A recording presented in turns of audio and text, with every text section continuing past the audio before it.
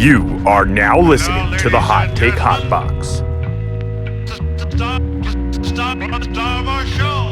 You are now listening to the Hot Take Hot Box. You are now listening to the Hot Take Hot Box. Ladies and gentlemen, it is the Hot Take Hot Box. That's right, not the Shoulder Strikes MMA podcast. We are here to discuss everything within the sports world, specifically what's going on in the Philadelphia sports world. I mean, had we done this podcast maybe a month ago, there'd be a much different vibe, Ty, to what's happening right now, especially with our Philadelphia Phillies. Not your Philadelphia Phillies, but my Philadelphia Phillies, who, you know, it seems like they have the Dodgers number in the regular season here this season. Oh, I know that's not in the not regular good for you. season, in the postseason, dating back to prehistoric times, back when Clayton Kershaw, who was it? Matt Stairs hitting one to the moon off Jonathan Broxton. And then Jimmy Rollins clearing the bases in the gap. I remember the gap shot, the double that cleared the bases. I think that was off of Broxton as well. Yep. So shout out to Jay Brox. After that, honestly, his career died after that series. Kershaw was young, but he got smoked by the Phillies one game. I remember that, of course. And our guys, the bats didn't show up. So it's funny. The Dodgers are having like parallel success to the Phillies. The Phillies have caught us at bad times, and they've smacked our asses. I think if we had a series right now, it would go the other way. But truthfully, I don't really care about the regular season. You know, what I do care about is at least being healthy. The Phillies, that's the craziest thing about the Phillies. The Phillies are like very healthy. You know, so that I guess it's a double-edged sword, right? It's good. You want to keep staying healthy, and it's good that they haven't really lost. Like the Dodgers have lost so many guys to injuries. Thankfully, they're so deep. And I think the Phillies are, honestly have some good depth in their overall organization that it hasn't really affected the Dodgers. Thankfully for the Phillies, they haven't really had any injuries. But also, well, here and there, but it wasn't it wasn't all at the same time, right? Because I mean, they had Trey Turner went down for some period of time, Bryce and Schwartz, but none of that really killed them. It's crazy how their downfall really happened when everyone was kind of back. Other than like Ranger and some of those guys aren't, there, but the main crew, like you said, the Dodgers have had like the Max Muncies of the world have been banged up. That guy wasn't even swinging a bat for fucking months, and everyone's like, dude, what happened to him? And then all of a sudden, you saw like an orthopedic surgeon, and they're like, oh, he's going to be on a rehab assignment next week, and we're like, okay. Mookie Betts gets hit in the fucking hand. We had a couple young pitchers that were pitching great, Tommy John. So it's unfortunate. But also, so it kind of confuses you as a Phillies fan. You're like, everyone's healthy, everyone's here. We're back. We should be rolling going into the All-Star, coming out of the All-Star break. But now we're playing the worst we've played all year. Yeah. How does that even make sense? 7-16 since the All-Star break. They have really just. I mean, they're lucky they played as well as they did early on in the season. That's given them kind of a little bit of leeway here. But I mean, at one point this season, this team was 30 games over 500. They are now 19 games over 500. Still a 6-game lead in the NL East, so it's not, complete panic mode time. But it's really, I don't know though. I have trouble. I have always for the longest time, but I mean, I guess especially now since they're kind of perennial playoff contenders, is that I have trouble getting all worked up about the regular season and things going bad in the regular season, just because. We've been hot. We've gotten all the way there. We've cooked the Diamondbacks in the first 2 games, and then just the bats go completely cold. Like this team is very, very, very streaky, and I'm just you kind of have to pray and hope that the good streaks happen when the right time happens. When the right time comes, that all of these bats start coming alive and everyone's ready to go. Right now, you're really not getting any production from pretty much anybody. Tonight's lineup. They moved Castellanos up to the 2-hole, and I guess they're kind of just like grasping at straws. They're asking Thompson, how are you going to change things? Are you going to make a lineup change? Are you going to do this? Are you going to do that? And he's like, oh, I don't know, but the time's coming. It's getting close. Or team meetings, like all that discussion that where we are on the precipice of panic mode, and Turner's out of the lineup tonight. Turner has kind of been just unplayable almost of recent. I don't have his numbers right in front of me, but they have Sosa in the lineup tonight for him. Trey Turner? Yeah, Trey Turner. I would like 194 there you go. last 7 games, 154 last 15 games, That's 152 batting average last 15 games, a slugging percentage of 182 over his last 15 games, 224 average over the last 30 games. I saw a number on him. It was very it just like shows his variances. Certain months he in July to August this year 168, and last year from August to September he hit 317. Yeah.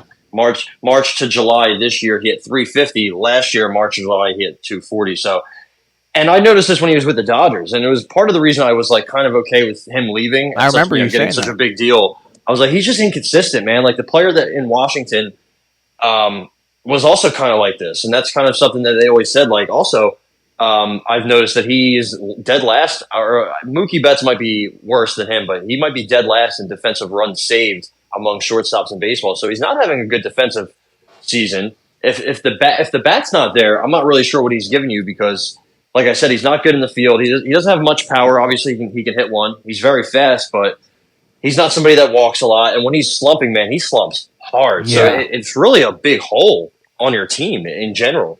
I always said he's better off in center field. I'm not sure when, or he'll move there eventually full time. I'm sure he has another season or two at short, but when it's really up to him and Bryce. If those two guys aren't going, the team's not going.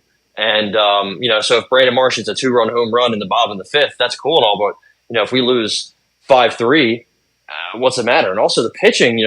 Obviously Ranger Suarez, Christopher Sanchez, these guys were great in the first half, but you can't expect that to hold up. That Ranger Suarez would have been on a fucking MVP pace if he kept that up. It's just not sustainable. But also you're starting to see some relievers. Some games blow a game, and that guy Junior, is it Junior Marte? He just is. Brutal. I mean, they bring him in as like the sacrificial lamb of the game, and my dad hates him a lot. Not sure why he's still on the team. Speaking from an outsider perspective, and that guy Drew Stubbs. He's probably one of the most automatic outs. Garrett, I think. Is Drew used brother? to be. I don't know. Yeah, but Drew used to be. Drew Stubbs was in the Reds, the center fielder. Yeah. Oh wow, he was actually good. All right. He was actually good. I don't want him to get that automatic out.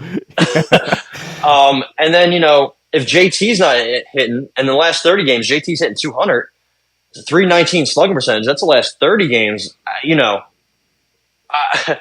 strikeouts and 8 walks. It's just it's collectively everyone's just shit in the bed, and there's nothing really you can do. You can kind of tinker with the lineup, but honestly, guys just need to start hitting. And it is August. It is early. We still have a full 1.5 months of baseball, and you just got to hope that guys battle out of a slump. It's a long, long season. I try telling baseball fans this all the time. Like Rays fans down here, they started the year 13-0 last year. I was like, guys, that means Dickie McGee's X. Yeah. And then they didn't do shit in the playoffs. So like, it's a long fucking season.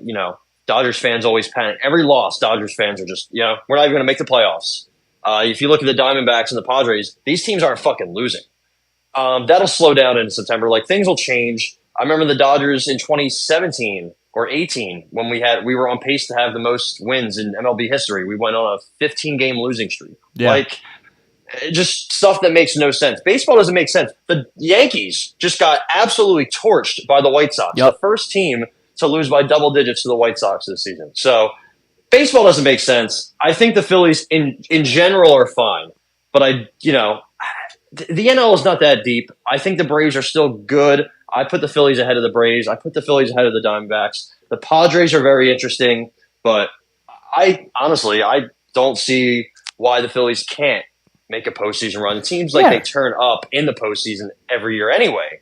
So it's just getting there. Just gotta be patient. Yeah, it's just getting there. Like after last year, I think we even had podcasts talking about it where it's kind of hard. The regular season's going to suck next year because I'm just kind of at that point where, like with the Sixers, like we've talked about, where it's like just get me to the playoffs. None of these games really.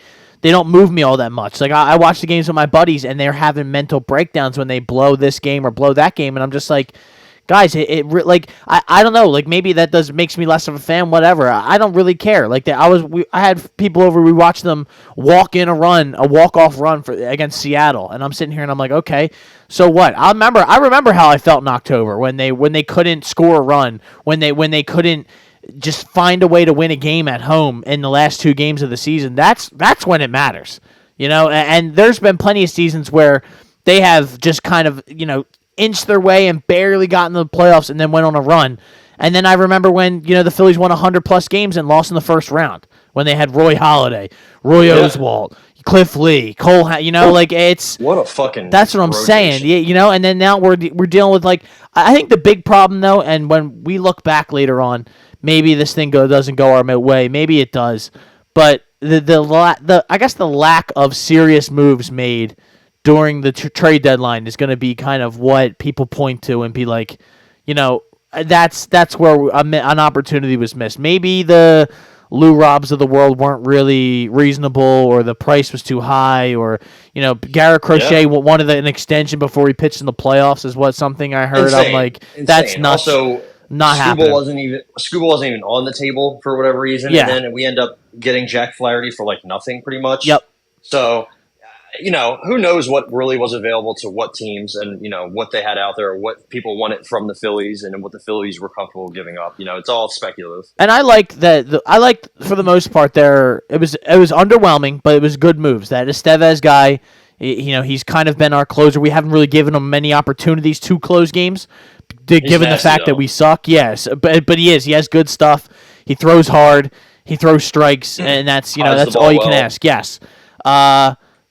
Austin Hayes was another guy that we made a move for, which I like. They traded Sir Anthony, and I believe Christian Pache, who went up waiving right away. So it was basically just Sir Anthony, and Christian Pache wasn't getting any time here anyway because they're committed to Johan Rojas as the right-handed bat.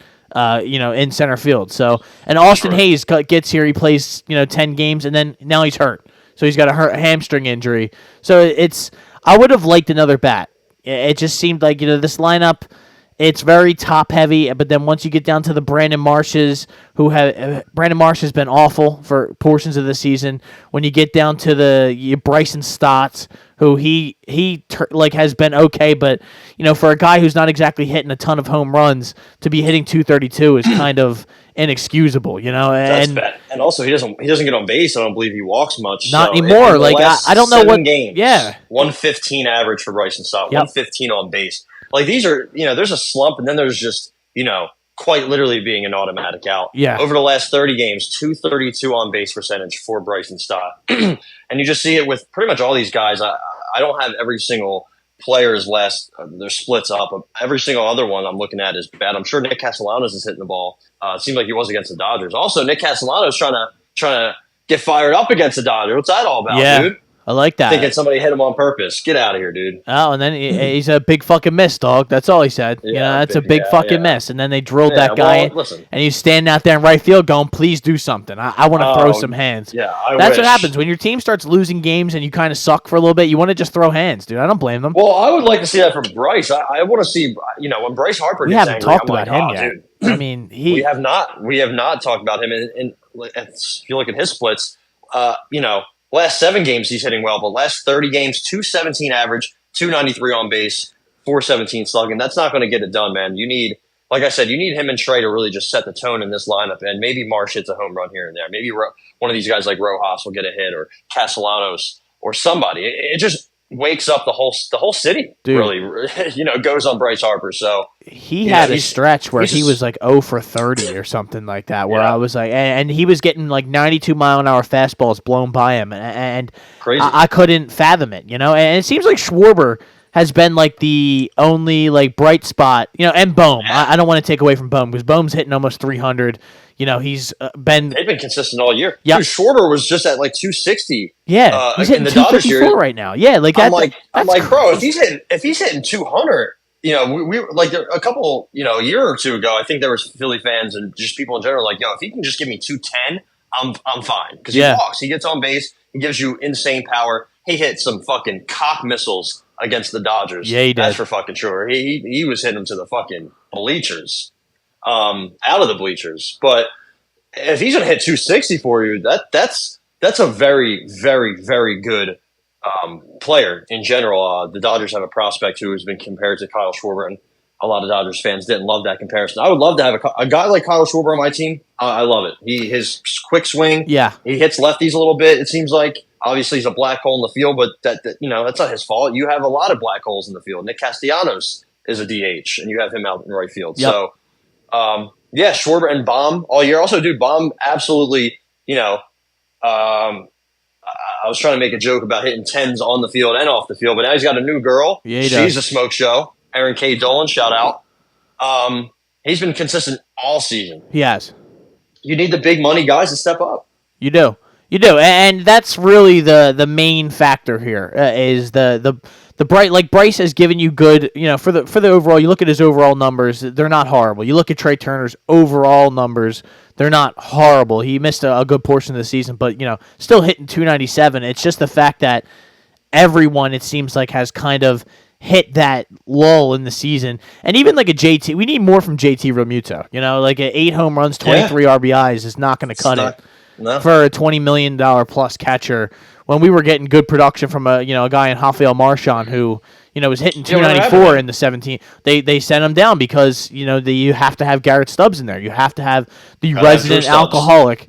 To maybe to make a Spotify playlist or whatever the fuck it is, the vibes guy. That's why I don't understand. I just have a couple of them. All this talk, like the culture and these great guys, whatever.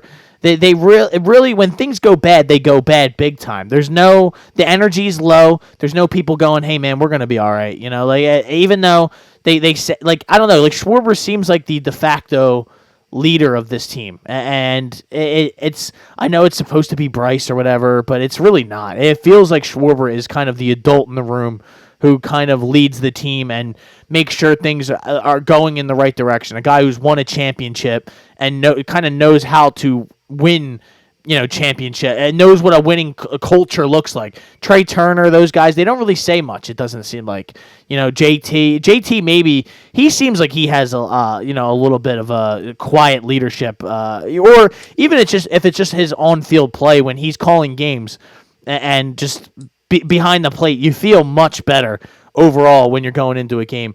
Bright spot as well has been Edmundo Sosa, who it seems like they're trying to find ways to get him onto the field more often than not. I guess they were going to try and move him out to the outfield. I don't know if that's going to be an experiment that's going to work out. I think you're right though. Eventually, Trey's going to have to go out to center or one of the outfield spots and maybe do something out there when, I don't know, maybe like an Aiden Miller. Maybe in a couple of years when Aiden Miller's ready to come up and he's going to play shortstop or second or whatever position it is that they decide to move him to. Maybe that'll be a move in the future. But really right now, and even to touch on the bullpen, for the most part, the bullpen was good for a large portion of the season. But then you started getting guys like Matt Strahm just kind of serving up home runs and Orion Kerkering is Alvarado has not been almost unplayable.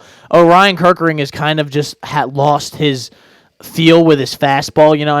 He still got an ERA under 3 in the 236 area, but he's just like a fastball sweeper guy. And then when that fastball's not working, people are just sitting on that sweeper. And if it's a strike, then that thing's going to get orbited. If not, then they're just going to sit on it and they're going to walk like he was walking people nonstop in that Diamondback series. Jeff Hoffman has been awesome. I really, really, really hope that they bring him back in the offseason.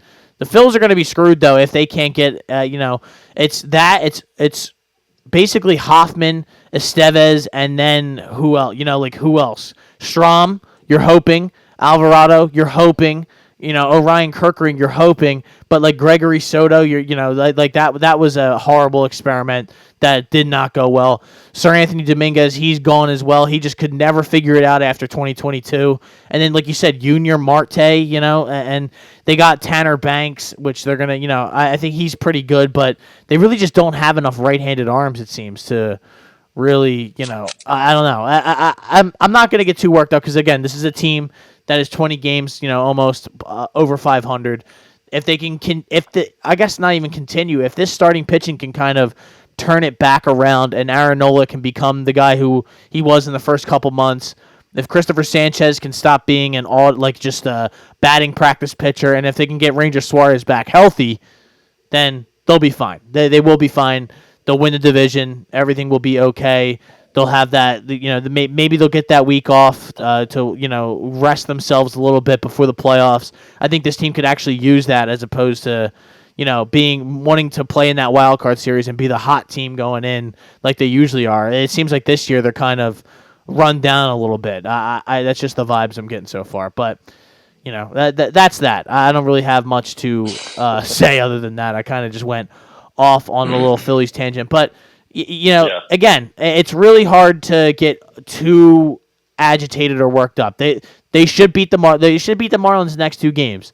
You have to hit guys named like Volante Balabos or whatever the fuck the guy's name was last night. You have to hit people. You have to hit guys like that. You have to stop swinging for the fences because that's what it seems like when this team goes bad. It's because all these guys are popping balls up, trying to hit home runs the entire game. And I don't understand why Trey Turner thinks he's like this. Like, why does he think he's Barry Bonds or Babe Ruth? Just knock the ball through the hole and get on first base. We just need people on base, guys. Okay, guys on base. We will score runs.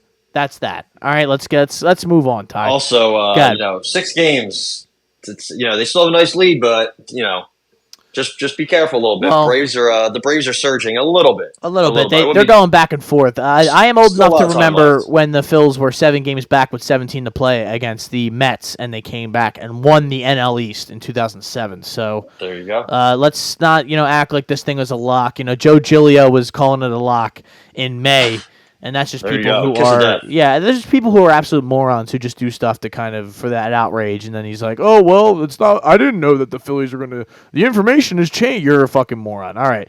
Let's keep it moving, ladies and gentlemen, into the Eagles. I think that is the next big area of focus here in Philadelphia. The training camp Philadelphia Eagles, who, luckily got a preseason W against the juggernaut that is the Baltimore Ravens of the preseason. It seems like they've kind of fallen on the wayside. I think they've lost like 3 preseason games in a row. So maybe it's time for, who knows? Maybe the luck has run out for Mr. Jim Harbaugh. This is actually John Harbaugh. Jim Harbaugh is also in the NFL now. So, Ty, I will ask you, are you feeling better? I mean, me and you did plenty of podcasts this past, regular season, into the off season. Free agency. We've talked about the Eagles, countless hours. You everyone out there can go back and listen to all the things and nasty things we've said about Sirianni and the organization and Howie Roseman, and there was anger to be put on everyone at some point. But are you feeling better or more confident in the Birds going into this into this regular season? Do you feel better than you did, maybe in January after Tampa Bay just blew the doors off the Birds? Yeah, I mean, the whole Sirianni Hurts relationship is still confusing. I still have like doubts in the back of my head. Never like, gave us any real answer as to what. We still don't know really what happened or what's even happening. We know Hurts and AJ Brown kind of went rogue, decided to call their own plays. I'm not even against that, I guess, but what if this team loses a couple games in a row? Is the team going to quit on Sirianni again? Like that's the one thing that is staying with me is the team just gave up, and we changed coordinators and we got a couple guys back like Chauncey Gardner. That's a dog, but Vic Fangio as a coordinator is a dog. But will this team? I mean, will the top guys give up? Kelsey's not there anymore. I know BG and Lane are still there. I just don't know. With what happened last year, that's still going to linger over until the next season. If the head coach is still there and the head coach and the quarterback reportedly had issues, it didn't seem like anything too major. But again, like you said, we didn't really get any details. We were kind of still in the dark about that. So that report that just came out, still very vague. But just kind of looking at the talent, I think top to bottom, I'm pretty optimistic. I do have a couple concerns, like wide receiver 3, but that's not even something that's probably going to matter too much. But it is still, it's something we saw last year. We had Julio Jones out there, the corpse of Julio Jones. We had to rely on him because Brown or Smith, they were having off games. But it seems like in camp, Smith and Devontae Smith specifically is looking the best he's ever looked, which is crazy. Hurts has been amazing. We have a healthy Dallas Goedert. The O-line, the right guard spot and the center spot are going to be huge. Cam Jurgens, I'm hearing good things about Jurgens. We'll see. We'll see when the season starts because obviously he has huge shoes to fill. But I'm hearing very good things about him from everybody, so that's encouraging. And then it looks like Tyler Steen is just not really going to live up to the player we thought he was going to be. Mekhi Becton, all 6'8", 360 pounds of him. Looks like he's going to be the starting right guard, at least as of right now. It could change, but Steen's moved positions, and he's also now the backup on the depth chart. So who knows about him? I think the O-line should be good. I think it should be good. Becton's never played guard, but that's a big motherfucker right there, right next to Lane Johnson and Cam Jurgens. I think that could work.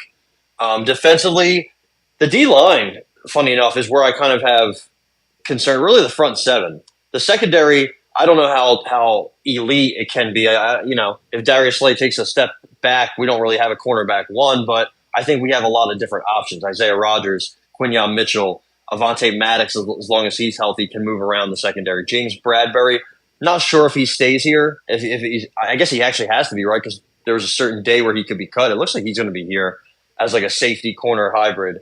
But let's say they cut him eventually. Who knows? They still have Blankenship, Chauncey Gardner-Johnson, Keely Ringo, Cooper DeJean can play all over the field. He's back. That's encouraging. Jeremiah Trotter looks good at linebacker, but everybody else at linebacker, Zach Bond, Devin White, Nakobe Dean. I'm not sure about that. And then the front seven, I don't really have too many concerns about the D line in general, but the pass rush, I think, is what I'm worried about. And Jordan Davis and Jalen Carter, hopefully they can keep taking steps forward. We'll see about Jordan Davis. I'm just really not sure about him, man. I really, picking him over Kyle Hamilton just looks worse and worse by the day. Yeah. So I'm just hoping he can be in good shape finally, and just be a force up there and let Jalen Carter get some one-on-ones. But Bryce Huff has a big task this year. He's going to have to try to replicate some of Hassan Reddick's production, and Huff's never really been a three-down player. So Nolan Smith, big year for Nolan Smith. He's been looking good in camp and in preseason, but he's kind of doing it against a lot of twos. Yeah. We'll see. Josh Sweat should be good, but some games you don't hear from him for a 5-game stretch. Yeah. But so the pass rush is really what kind of is my biggest concern. I think the pass defense in general should be good. It won't be great, and maybe there's games where Slay gets burnt, but I think Slay, I've been seeing videos of him keeping up with AJ Brown, so I think he still has some juice in him. And then he's got a bunch of young kids around him, so it's a good mix of vets and young players. Yeah. So I don't really worry about the pass defense. Maybe the linebackers get smoked in coverage. That's going to be kind of a concern, but they've never really cared about linebackers, and they've always kind of done more with less. So yeah, I think pass rush is just kind of my biggest concern. I understand that. I would say if I go through the different position groups, obviously Jalen needs to rectify what happened last year. He was not good. The whole offense itself was not good, and for basically the whole season, they produced. They were able to score points when they needed to, but overall, the offense did not look as clean, smooth, and as successful as it was in 2022. So that needs to be fixed. Obviously, getting Saquon is a huge upgrade over any running back they've had in probably 10 years. Probably since Shady, So that's going to be a huge factor in what they do. You mentioned Shipley. Honestly, that is a nice, having him as a little backup is Well, it seems awesome. like he can block, and he runs a 4.3, and he can catch out of the backfield. That's a useful player to me. 100%. Gainwell and Saquon, if you can just mix them in to make sure Saquon doesn't get worn down, maybe no wide receiver 3, but the tight end, the running backs, it seems like Grant Calcaterra is playing well. Yeah. So he could be the tight end too. It seems like we're just missing a wide receiver 3, and then this offense has elite potential. Yeah. And you made mention A.J. Brown, Devontae Smith, one of the best wide receiver tandems that you're going to get in the NFL. So nothing really to talk about there.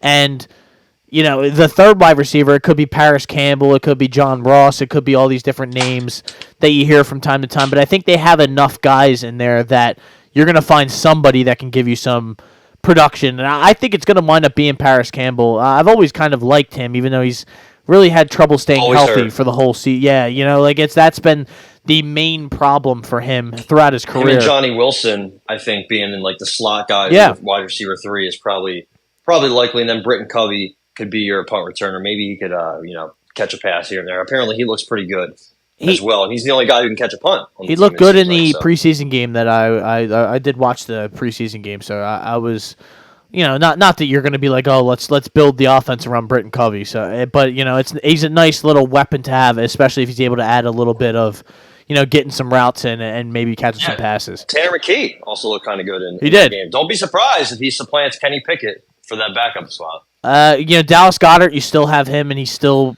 in that top 10 tight end conversation. You still got Grant Calcaterra, hanging around. Alberto, CJ Uzomah, which, that was, he's always been a fantasy option when you're really down bad. You go and get the old Bengals CJ Uzomah. So I don't even know if he's going to make the team. 4 yards and a touchdown. Yeah, I don't know if he's going to make the team, but the offensive line you go through with Mailata, Dickerson, probably Cam Jurgens, Mekhi Beck. You don't know who's going to be there for the mainly. You don't know for sure, but that's who we think is going to be there. But at least they have depth, it seems. They address some of the guys, getting that Trevor Keegan from Michigan. They have a couple guys that maybe in the future, or even the Tyler Steens of the world, that if something were to happen to some of these starters, miss a couple games here or there, it's not going to be like was his name Janelle Brown, who's asking for autographs. Jamal Brown. Yeah, whatever his name was. That guy was fucking ass. But I mean, the Eagles fans know there have been plenty of times where we had guys out there that were just awful, and we couldn't, not even passable to have them be, blocking for your quarterback. Shout out King Dunlap. There was a time where King Dunlap couldn't stay in front of anybody. Now he's on a pretty good podcast, so good for King Dunlap. And he went to San Diego, and it worked out for him too. So good for him. But you may mention the defensive line. That is a concern. It has to be. You lose Hassan Reddick, who was a double-digit sack guy. You get Bryce Huff, who hasn't exactly proven it yet on the field. He has all the potential in the world to go out there with more snaps to become a more successful, more productive player. Jordan, the offensive or the defensive line is going to basically remain on Jordan Davis, dude. You're right. You need him to not be, a bust, and he's not necessarily been a complete bust.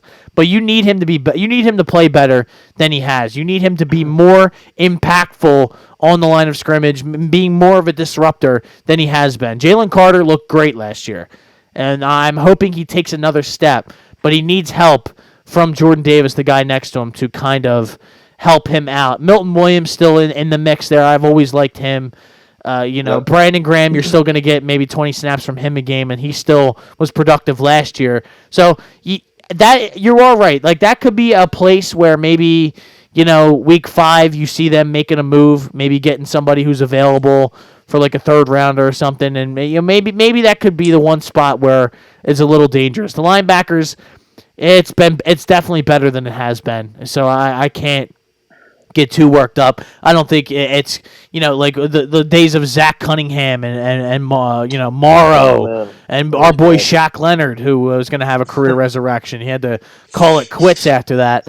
The linebackers are in a better spot than definitely in a better spot than they were last year. And with the defensive backs, maybe these guys aren't the greatest. It's not going to be the greatest group or unit, or it's not going to be, you don't have those big time names, but at least they have a wealth of bodies and people who you actually believe could come in and play and give you some quality minutes. You got a first round pick in Quinyon Mitchell. You have the Cooper DeJeans of the world. You have the, even Bradbury, I think he could probably play safety if you really needed him to. And even signing Chauncey Gardner-Johnson, I think you're really going to only need 5 or 6 of these guys to play on a consistent basis. And you have all of these names. I didn't even mention Isaiah Rodgers. You'll need some of these guys to, step up. And I think you're going to get enough. You have enough bodies that somebody is going to separate themselves from the pack and get on the field and be able to make some serious plays. So I do feel good about the Eagles. With Kellen Moore, I think that the offense is going to look much better. I think Jalen Hurts is going to trust the offensive coordinator, especially if it's taken out of Nick Sirianni's hands and it's just, it's not. I really don't want it to be one of those where he's like, oh, this is a collaborative effort and saying shit like that. Like I want it to be when Shane Steichen was here because it didn't seem like Sirianni was just a big cheerleader, and that's what it seems like he's really good at, organizing the team, keeping everyone on the right path, cheering them up and saying, "Hey man, you're a great guy. You're good." That's what we need. We need that from him. I don't need him scheming up bubble screens and any of this nonsense and running quarterback draws over and over again like Brian Johnson and the boys were doing last year. It needs to be a completely different offense where we rely on Jalen Hurts' arm and then try to keep him healthy so that maybe when he needs to extend a play, he can use his legs and get a quick 20. Because if Mahomes is able to do it, picking up those yards with his legs and his slow oafy ass, then I think Jalen Hurts should be able to as well. So that is my Eagles thought. Is there anything else that we should discuss before? Are you? I mean, what are we? 20? Under 20 days? What are we? Probably about 25 days away. 26 days away. Yeah, about 3.5 weeks. Right. We play the 6th. So yeah, going to Brazil. You going? I'm not. I'm just don't getting wear back green. from Vegas. No, yeah. Don't wear green. There's the two green teams don't play wear, each other. Yeah, don't wear green. You might get mugged outside the stadium. But yeah, there you go. We play tomorrow against the Patriots. We whooped their ass in a joy practice yesterday, from what I've heard. Patriots beat reporters stopped counting how many sacks we had. So maybe the Patriots are all time bad. I think that could be possible. But also, dude, how about just the week one? How about just a slate of games in the NFL to start the season? You got Ravens Chiefs Thursday night, Packers Eagles Friday night, and then I think on Sunday night you have Rams Lions, and then Monday night Jets Niners. That's a fucking hell of a start to the season. So, and also I'm looking at some of these week one games. Texans Colts, that'll be fun. Jags Dolphins, Vikings Giants. Giants might actually get a win to start their season. How about that? Cardinals Bills, How about JJ McCarthy out for the year? Out for the year, torn meniscus. So, and also the Vikings. Who else do they lose? Jordan Addison. Latest I saw was that his ankle injury is not appeared to be serious. So that's good. But, they're losing guys left and right. Justin Jefferson just signed, and now he's probably like, great, I got Sam Darnold throwing me the ball, and if anything happens to him, I don't even know who their backup is. So, not great for the guys over there in Minnesota. Yeah, I'm very, I will be excited definitely for the NFL. But before we move on, Ty, I did want to just discuss a little bit about college football. So, obviously, I think I'm more excited for college football this season than I have been in recent years just because my life has been taken over by NCAA, or EA college football, whatever they call it. It's always going to be NCAA to me. I don't care NCAA if they put their logo on there. The game has been incredible, but overall, I'm just so excited for the season. My Irish are ranked number 7 in college football right now. Ty, what are you excited for your Tigers? You are a LSU loyalist. You always have been. Yeah. I'll be there week one. You're going to be at the game. I'll be there week one against USC in Allegiant Stadium. I will be there. I will be there in my. I'm trying to get a Nuss jersey. So our starting quarterback is the son of the Eagles quarterback coach Doug Nussmeier. So nice little Eagles LSU connection there. I saw them play the bowl game this year. It was January. I think it was New Year's Day in Tampa. They played Wisconsin, and Nuss was letting that bitch sling all over the field. But USC has a lot of good athletes. Miller Moss is their quarterback. He's pretty good. I'm not worried about them as a whole. I think they're ranked like somewhere from 15 to 20 something, 22 maybe. But we always lose the opening game because LSU always plays tough teams to start the season. We would go to Wisconsin, go to UCLA. I think we're going to Clemson next year, and now we're basically going to USC. I know it's a neutral site, but right there in Vegas, and I think, and also the last 2 years they played Florida State, lost both times. So, and once was by a blocked extra point to end the game. So that was fun. There you go. So it always seems like something. It's always something with LSU losing in the most agonizing ways. We'll see. I have some questions about their defense, but they have a whole new coaching staff. They have some guys at receiver, at running back, O-line. So Yeah, I'm pretty excited. I think I was a little bit higher on Notre Dame before they started. Before they lost their starting left tackle for the year, Yeah. Charles Jargish. Jagasoa, Hardwash, Something like that. Yeah. Jagasoa. Hogwash. Yeah. Whatever. Redshirt freshman, but the fact that he's a redshirt freshman starting at left tackle No, for he's good. a team like that's that tells you he's a fucking he's one of them He's a dog. ones, Yeah. if you will. But Riley Leonard, big fan of Riley Leonard. Yes. I remember people were like, "Oh, dude, that's a top 10 pick right there." And then obviously, as he was playing for Duke, who's just dog shit.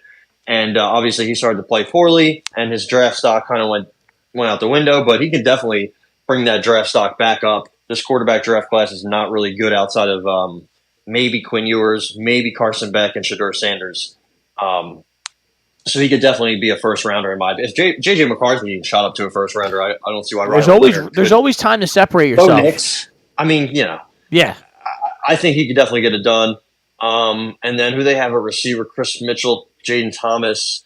Yeah, Bo Collins, the transfer. Running back Jeremiah Love. Yeah, I mean, I think they always have some guys. They always have guys that sometimes you don't really know or have heard of. R.J. Obin, the transfer. Yeah. Jordan Clark. I believe that's Ryan Clark's son from Arizona State. Yeah, it is him. So, yeah, they have a pretty good team, man. Probably some white linebackers. I'm guessing Jack Kaiser's a big white linebacker. Yeah. They always do, dude. They always have like a big single-digit D lineman. So that's R.J. Obin. So, yeah, dude, I think they're going to be pretty good. I haven't seen their schedule yet. Opening up at A&M. That's going to be a hell of week 0. That's going to be a good week 0. Ooh. Is it now? I guess it's technically week 1, but it's not. Yeah, because week 0, because we're getting college football in 2 weeks. Technically, week 0 is happening next weekend. Yeah. Right? They're going to Dublin, and Florida State's playing somebody. I don't even know who. Georgia Tech. There you go. Yeah. In Dublin on the 24th. Jeez, we're just, we're right around the corner, dude. We're right here. I might get the shillelagh out and have a couple of Jamesons while watching that game, dude, getting the boys excited. Let's have some fun. I prefer Tullamore too, but, you know what I prefer. Proper 12, Irish 12. whiskey. Yeah, hell yeah, baby. Yeah, dog wash. Who do you think? All right, let's not be disrespectful, but who do you think though is it basically Georgia's team? League to win, or nation to win the whole nation? Nation to conquer. Yeah. I think Georgia's number 2. My sleeper, not really a sleeper, but I would put Oregon right up there with everybody. My number 1 team. I feel like this is a lock. Nothing's really a lock, especially in college sports. I think Ohio State runs away with the field this year. I don't see a way that anybody beats them. 1-53, they are 1-53, 1-85. Yeah. They are fucking loaded. Now, the question mark is at quarterback with Will Howard from Kansas State, but I think he's good enough, better than Kyle McCord. For sure. That guy sucked. And, I mean, dude, look what he has around him. So he has Emeka Egbuka, probably a first-round receiver. Jeremiah Smith, probably going to be a top 3 pick whenever he's a true freshman, and he might even be more impressive than Marvin Harrison Jr. was. That's scary. Yeah. Cardinal Tate is a sophomore. Like, the receivers are loaded. At running back, you have Quinshon Judkins and Travion Henderson, probably the 2 best running backs in the country. That is fucking insane that they have both of those guys. Yeah. So, and then the tight end, you have G. Scott and Will Kakmarek, the transfer. I mean, they're both good options. The O-line, Josh Simmons is back. Donovan Jackson's back. Carson Hinsman's back. Josh Fryer is back. And then you get Seth McLaughlin at center transferring from Bama. He's the guy who couldn't snap the ball at all, I believe. But he's still a good player. I think they have him at center. So I guess watch out for that. And then on defense, Jack Sawyer's back. Tyleek Williams is back. JT Tuimolo is back. I'm not sure if that's how you say it. Cody Simon from Jersey is back. They get Caleb Downs in the transfer portal, the best safety in college football from Alabama, goes to Ohio State. Ransom's back at corner. So they have all these guys coming back and coming in just just an insane assortment of talent. I mean, let's just look at their 2 deep in general. I mean, these are some names that I recognize from recruiting and whatnot. These are just like 4 stars, 5 stars that are in the 2 and 3 deep. And it just, I don't love Ryan Day. I think he's kind of a fraud. He's kind of like Ed Orgeron, like he's like a CEO, kind of like Dabo Swinney. But that doesn't matter. I mean, Ed O won a fucking national championship. So yeah. And Dabo is too. Damn right he has. I think that's my pick. I also do really like Oregon. Their schedule's a little. What's Oregon, their coach, Ohio Dan State. Lanning? I Dan love Lanning. him. Oregon, Ohio State. I believe that's October 12th. That actually. Let me try to find this tweet. It is going to be crazy with the conferences, though. Dude, so the conference changes. It's why the Pac-12 is now the Pac-2. Yeah. Everybody's going. It's basically just going to become two super conferences in a couple. It's going to be like the SEC against the Big 10-12, the Big 10-12, Big 12-10. Oregon, October 12th, Oregon plays Ohio State. Texas plays Oklahoma. Ole Miss plays LSU. Penn State plays USC. That is a loaded day. So if somebody says this guy, Ben Scott Stevens, the Knot, whatever the Knot is, reports that Saturday, October 12th is one of the 5 most popular wedding dates in 2024. I will not be there. Yeah. So that's all I know. I ain't going to be there. Shout Magic Johnson. And so, yeah, I'm definitely looking forward to college football like you. It starts earlier than the NFL, so that's fun. Like, we don't have to watch preseason games. We can watch a game in Dublin. Yeah, that actually has meaning, though. Like that actually will impact what's going to happen at the end of the season. Ole Miss being number 6 is wild. That's but they're loaded as well. They have like 4 different wide receiver ones. Jackson Dart is back. They don't have Quinshon Judkins, but they do have what's his name? It's not Dyer. That's the guy from way back in the day. Yeah, at Auburn, but it's talking about running back. Fucking name. Yeah, it's Ulysses Bentley and Henry Parrish. They're fucking loaded.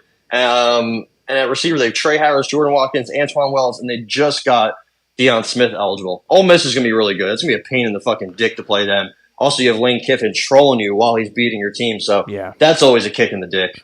So, Alabama going to be good still? I know, that's a big time change with what it's kind of hard for me to believe that they're just going to, kind of rinse and repeat, throw him in there, and it's just going to be the same. Well, the recruiting class for next year is top 5. I think it's number 3 behind LSU and Ohio State. Oh, there you go. And they don't have one player in the state of Alabama's top 10 committed. They're all going to Auburn or somewhere else. So they're not recruiting the state at all, but they're still recruiting everywhere else. It's kind of wild. Yeah. I mean, the brand kind of just speaks for itself at this point, especially with NIL. Kalen DeBoer doesn't really have to. He doesn't really have to do much. Not as much as Nick Saban. It's kind of like, hey, Nick Saban did this. We are Alabama. He was just in the college football playoff with offenses that were awesome. Come through. Come join us. I think they'll be good. I kind of worry. Like, they lost a couple of transfers. Losing Downs was tough. And Isaiah Bond, he went to Texas. But they have Kendrick Law, Kobe Prentice, Jeremy Bernard at receiver. Ryan Williams, the true freshman, he's going to be really good. That's an underrated player for them just because he's a true freshman. He's an absolute dog. Caden Proctor. So he was at Alabama. Then he transferred to Iowa. Now he's transferring back to Alabama. He's going to start at left tackle. Kind of crazy that he did that. He's from Iowa, so he transferred there, and they're like, oh, shit, he's the 5-star. He's back. And he's like, yeah, I'm going back to Bama. So he probably found you said, yo, Saban out? All right, I'm coming. I hate it, coach. He looked at the Iowa offensive playbook, and there wasn't any plays in there. So he's like, you know what? I'm probably just going to go somewhere else. I can't blame him. No, I don't blame him either. O-line looks pretty good. I'm not sure who Dupre, the tight end. Justice Haynes at running back with Jam Miller. You heard that right, Jam Miller. It looks like their defense will be better than their offense potentially, but Keon Saab is their starting strong safety. Shout out to Camden, New Jersey, and Williamstown, New Jersey, even though he didn't play for them. Damani Jackson from USC, the other Devontae Smith at corner. So I think Bama will be good. Auburn isn't there yet, but Auburn in a couple of years, man, watch out for them. Potentially, Florida Gators, trash. Florida State, I think they're gonna take a step back. Michigan is not gonna be that good. Yeah, man, I'm very excited. LSU's 12 teams in the playoff. I'm going to give up on the season, but I'm with you. It's going to be wide open. It's going to be a battle till the very end. I think my Notre Dame Fighting Irish get in there this year. I truly do believe that. I don't think their schedule's really that good. I was just going to say. I mean, right now they have 3 ranked teams in their schedule. Obviously, that's going to change, but whatever happens to A&M, I don't think matters. I think you can get into the playoff with 2 losses if you're Notre Dame. Yeah. I mean, you kind of you're on thin ice a little bit there. But if they go in and beat A&M, which I think they definitely can, because that's the game they've been preparing for this whole season, this whole off season. They don't have another tough game until November, really. I mean, they play Northern Illinois, easy. At Purdue, easy work. Miami, Ohio, Louisville, Stanford. Those are all easy work. Georgia Tech should be easy.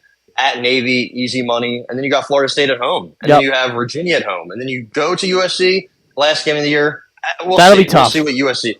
Well, it's always going to be tough with them. We'll see what USC really is because I still don't know what to believe with their receivers and quarterback. Yeah. But we were asked last year. We went in there and dog walked them. You know, they came to the crib and we dog walked them. If Caleb Williams threw like 4 picks, like it's who knows. I just think that this year the vibes behind the team feel much better. Especially, I don't know. I just like the idea of having Riley Leonard, a guy who can actually run the ball and be like that kind of prototypical college quarterback that you can really just hang your hat on and be like, this guy's going to take us to the promised land with the wide receivers and having an actual, a good offensive line minus Jargish, but and the defense is always going to be good under Marcus Freeman. Al Golden and the boys are going to make sure that thing's ready to go. And we got a nice recruiting class coming in next year. Shout out Deuce Knight. Make sure you keep stay here, man. I'm tired of hearing about you going to Ole Miss and all this nonsense. Yeah, it looks like he's going. It looks like he's going to flip to Auburn. Nah, we're not going to let that happen. I'm flying down to Mississippi this week to make sure that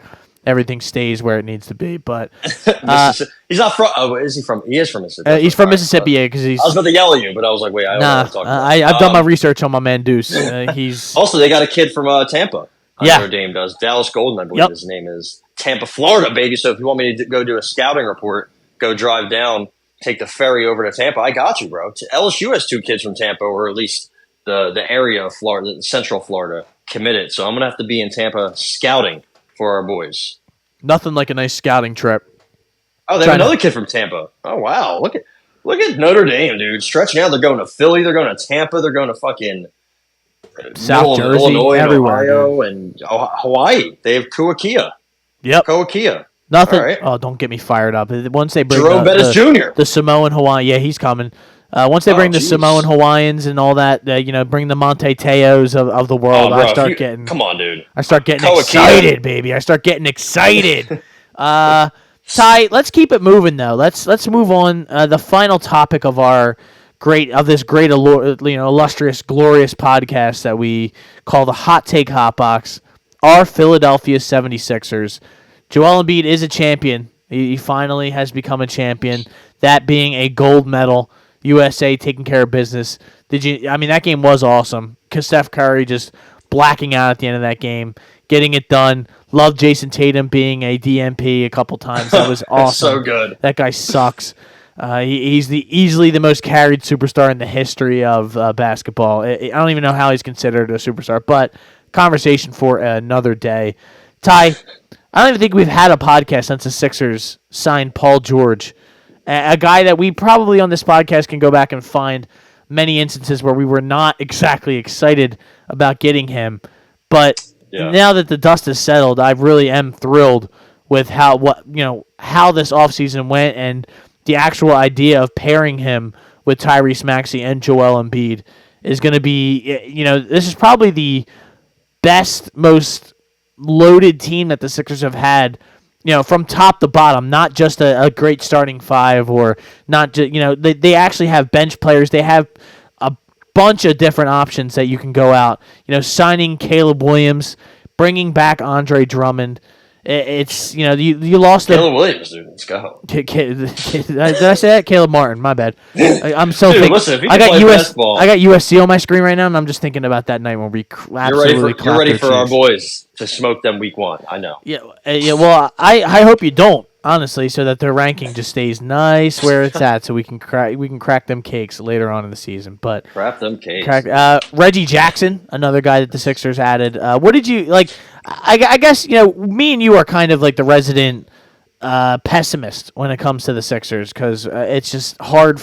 They've broken our hearts so many times. It's really hard for us to, I think, get too excited or this is the year that there's no doubt we're going to win the championship, because we've seen them kind of fold so many different times. They drafted Jared McCain, who I think was a really good option. I don't think there was many other guys you were going to get in that spot that was going to add that kind of value and future value, because I think he can come in right away and probably be he has not a ton of the same qualities, but he does remind me a lot of Tyrese Maxey. So undersized guard who can shoot, but also like quick, good athlete. Yep. Right, sneaky, good rebounder. Kind of like plays bigger than he is in many ways. Like he's he paints his nails and he does TikToks, but he's one of the best rebounding guards. He was one of the best rebounding guards in college football, basketball. So all the stuff off the court literally means nothing at all. I could not care less. I really don't give a shit. Yeah, it's funny to joke about, but it's like not. It's funny. It's he loves doing it. He's probably making a good amount of money off TikTok. Good for him. But I also think he's a quality player. I think he probably his ceiling isn't as high as Maxey's, but I think a lot of people probably said Maxey's ceiling wasn't that high when we drafted him 100%. too. Right around the same draft spot, right? 16, 17-ish. So I like him to be he struggled a little bit in summer league, but summer league is like absolute just mumbo jumbo. Watching it, it's just you're playing at Planet Fitness. You're playing at the local gym. So I'm fine with that. What's his name played really well? Ricky Council and Jeff Dowden. Yeah, those are other backup young options. Maybe they take a next step and they can be like just a little role player.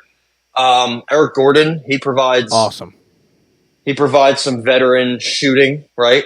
He's not going to give you much else. But remember, these guys aren't playing 20, 30 minutes a game.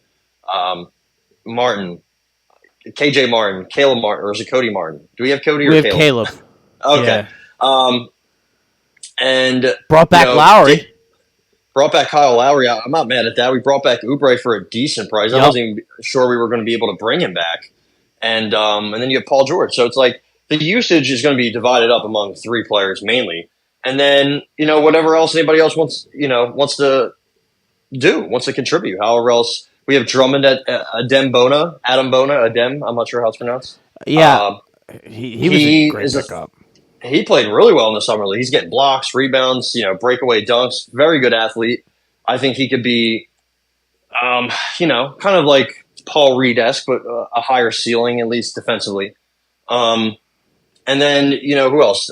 David Jones. He's an exciting young rookie that was in summer league. But, yeah, I think this is probably the deepest team we've had in terms of, like, throwing guys out there that can at least be not a net negative on the court. It's not like if we run out Lowry and Eric Gordon, maybe not together, but in general, they're not going to get fucking smoked. So, and Reggie Jackson, I think he's probably even better than Eric Gordon is at this current stage. Reggie Jackson, very good friends with Paul George, so getting Paul George also helps you get Reggie Jackson. I'm fine with that.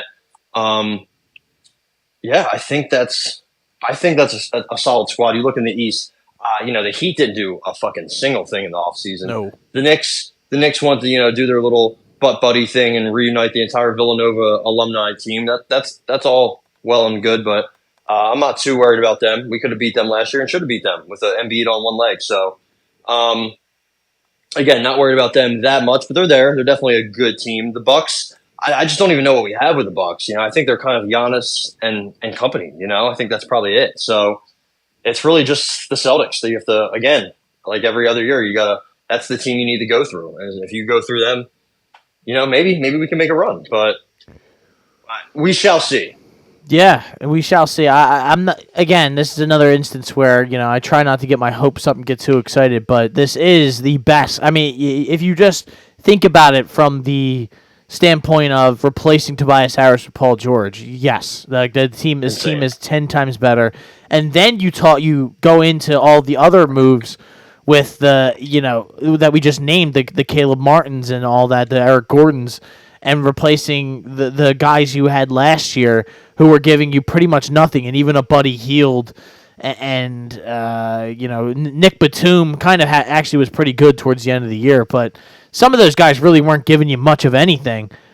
Hopefully some of these other guys, and actually having a backup center again for Joel Embiid, that maybe Joel can get a 10-minute break during the game, and maybe in the playoffs it won't be like, oh my God, as soon as he goes out of the game we are going to lose, or we're negative 15 when he's not playing. We can get a little bit of minutes where maybe Joel is stronger coming towards the end of the game, and you have a Paul George and Tyrese Maxey that can hold their weight, as opposed to maybe Tobias Harris, who was just setting picks and throwing up air balls all the time. So I will feel much better, and not to mention Nick Nurse being the head coach is going easily one of the top 5-10 head coaches in all of basketball, definitely better than Doc Rivers.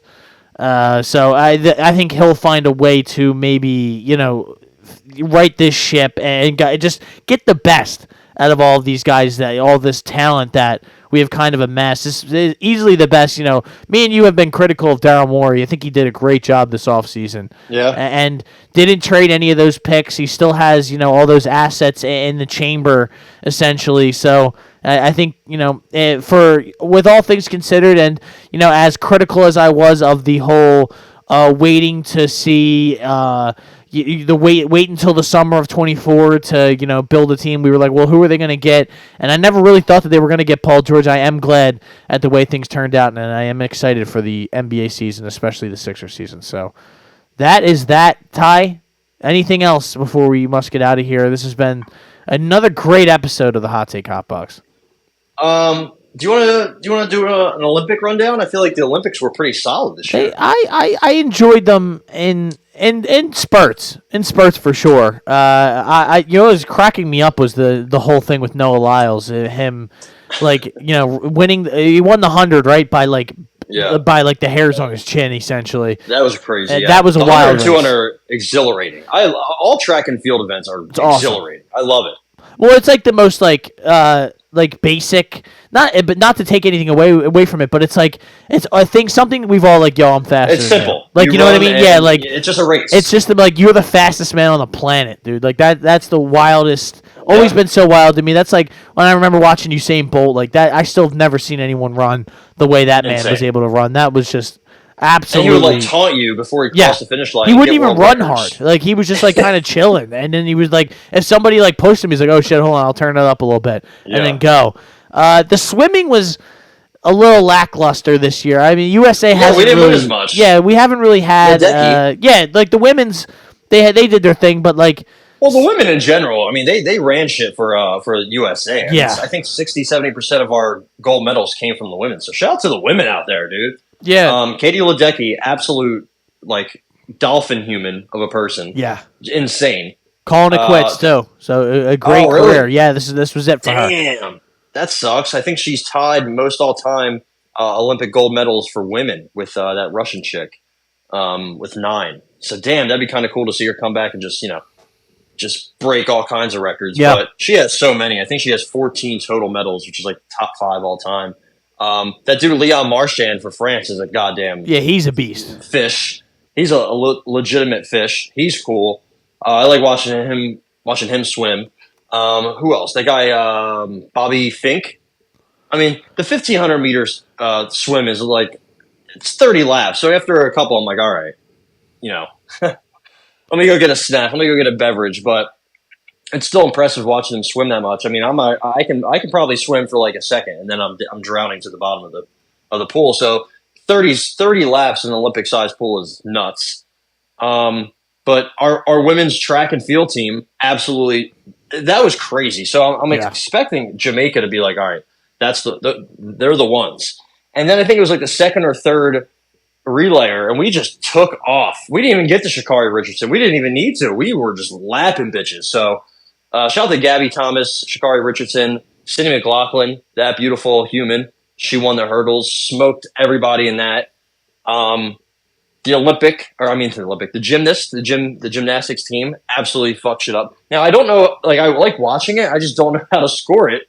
So going back to the race and the track, that's very basic, I guess, if you will. Like you said, we already know how you win. Yep. Watching the gymnastics, I'm like, so who, how do you win? Yeah.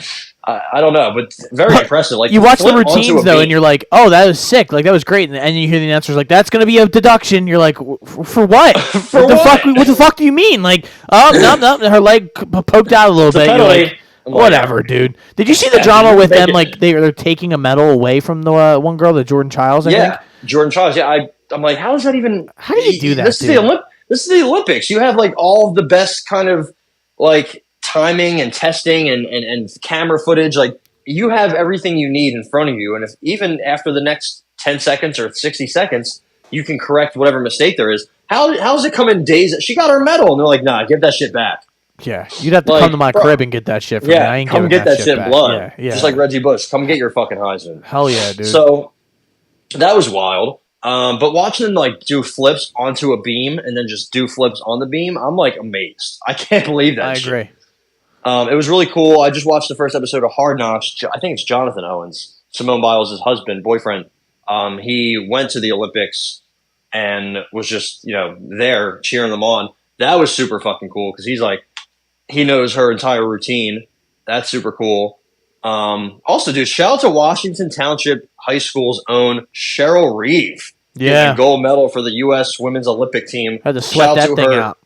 We did have to sweat. Yeah, foot on the line. Thank God. The men and women's team in the gold medal match, or at least in the final semifinals, really had to sweat it out, especially against Serbia for the men. But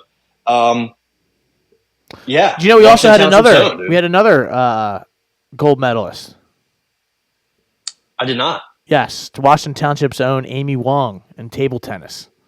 Oh wow! Fuck yeah! So there that's you go. Cool, dude. That's super cool for not a small town, but we're not really known for shit. For us to get something, we're getting gold medals, bringing that shit home. I don't actually think she won a gold medal. I just made that up. I just made that up, but she was in the Olympics, so I did want to point that out. Oh, okay. I thought you just made that up. The whole story. I was like, dude, I was about to start crying. That's crazy. But I'm actually friends with Cheryl Reeve's niece, Lisa, and she's just casually in Paris. I'm like, wow, that's fucking cool. So seeing all the stuff in Paris seems, looked pretty cool. Who else did well? Who else? Anybody else that stands out? The guy that got disqualified from the high jump with his boner. Yeah, that was wild. That was wild. He's probably going to get his DMs blown up. So good for him in some way. He's not going to get a medal, but he'll get something. Mondo Duplantis from Sweden with like the pole vault record. Shout out to LSU. We produce gold medals around here. USA men's wrestling really shit the bed, dude. Kyle Dake and Kyle Snyder both losing in the semifinals. That was super underwhelming. Kyle Snyder was like undefeated his whole career at Ohio State. Loses to this guy from Uzbekistan, I believe. His last name was like TUZ, and they had like a grudge match. They were talking shit. It was wild, and then he loses. So that was a little disappointing. The one woman's U.S. wrestler, Kennedy something, she was slamming bitches on their head. I didn't think you could do that in the Olympics, but who can, Saw a bunch of German suplexes. Yeah, like shout out. Chris Benoit would be happy up there and up in heaven because he's definitely up down in there. Heaven. I'm just kidding. Shout out to him, but shout out to not him. Shout out to fucking his demise. Everyone else. Yeah, but listen, great way to end this. The Olympics always great. I actually realized this summer that I probably prefer the Winter Olympics. It's just it's just something I don't know. I can't tell you why. But maybe football. Maybe we'll feel different. There's going to be flag football. There might be baseball. Cool. There might, they're always adding different shit, and there's always also the breakdancing. Medal in 3-on-3 basketball. Yeah, with Jimmer Fredette. Well, what are we doing? I saw Jimmer basically getting stroked out the one night when he injured his groin, and some guy was just rubbing down, some chick was just rubbing his shit down. I'm like, what are we doing here? And I don't understand though why we have the guys we have on the 3-on-3 team. I guess yeah, dude. It seemed like Windhorse was talking about this the one day that it's like. The qualifying is like set up so like it's so rigorous and all this that there's like no way that like NBA or any of those players could like actually compete or participate in this. Yeah. So they like FIBA kind of made it like where this is like the one event that the USA can't really dominate in. They don't want the USA to be good at this, and I mean I don't blame them. We dominate the men's and women's full team games. So I guess put Jeremy Kane out there. Jeremy Kane and let the big three play, like the Ice Cube saying, dude. Put Ice Cube out there. Put Michael Beasley out there. Let him win a gold medal. Put Katina Mobley out there. Let Katina Mobley cook. Jeff Teague. Shout out Jeff Teague. Yeah. Shout out to Royce White. Shout out to Royce White. Still can't fly. Still can't fly, but he is now a senator or a something. Whatever. I remember when we traded for him, I was like, dude, he's not going to play. Like, he just does not fly. He can't fly. And he's like, yo, I'm not flying. He's like, dude, I'm just not doing it. Like, stop asking me. I'm not getting on the plane, so please stop. So funny. Yeah, he's a GOP guy. That's great. Yeah. I see his first picture is him hanging around a bunch of MAGA hats. So that's there you go. That's great. Yeah. What an arc for that guy. What a whole arc from Iowa State to MAGA. I guess I kind of am not surprised by that. But sense. I remember he dropped a triple-double in Kansas' fucking dome piece. That was tough to watch. But would you be in favor of the MLB taking like a break, maybe extending the season or shortening the season slightly next Olympics and having MLB in the Olympics? How sick would that be? I think that would be cool. I know that they probably will try not to do that because they have the what's his name, the World Baseball Classic, which is awesome as well.